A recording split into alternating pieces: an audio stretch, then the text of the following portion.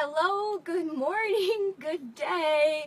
Holy smokes, check out the huge double rainbow outside my place. Wow. Amazing. So, turn the video around so you can see me.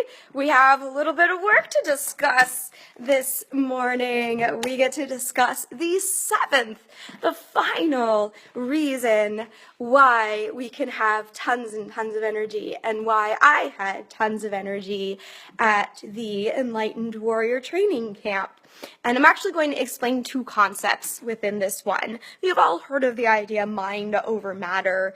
But I think part of why good morning, Avijit, why I didn't have as much drainage of energy was because I was less fearful of the activities that we were doing. Some of them I had done before. Some of them I had done in a much more challenging way before. So it's sort of like I got that out of my system. And then other things that were new, I had to think in my head how many people have been through that training camp and absolutely nothing has happened. Everyone's been fine. So I also created a layer of trust there within that scenario that all will be well. Because out of the probably hundreds, I don't know, maybe thousands of people who've been through it, pretty much everyone's been fine. And as far as I know, but so that's part of it. But I wanted to share this as well with the idea of energy, and I haven't mentioned this yet in these videos. But fear, in a sense, causes a resistance. It's something to push against. It's something to overcome. And if you have two things, and I don't have two hands, but maybe you could see my arm, if you have two things pushing against each other, right, then you've got a conflict. And I did talk about the idea of pushing, wearing down energy.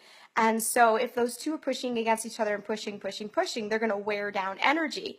But now if the two things move together, it's going to feel more energetic. It's going to feel easier because there is less resistance.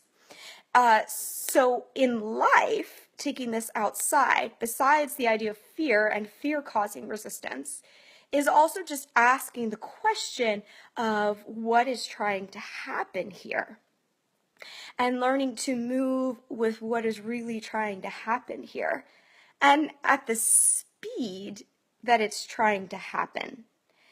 And that also goes back to one of the other videos where I talked about the idea of allowing. So allowing life to move as it's meant to move and really seeing the deeper messages behind what's supposed to happen. Sometimes a little different than what we want to happen. But I think our deeper inner soul urge is always what we want and what will happen outwardly in time.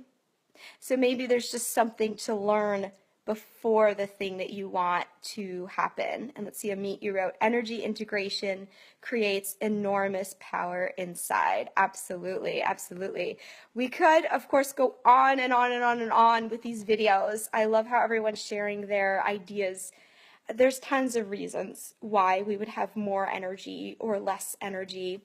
It's not necessarily better or worse either to have more or less energy. We just tend to have a preference of having more energy.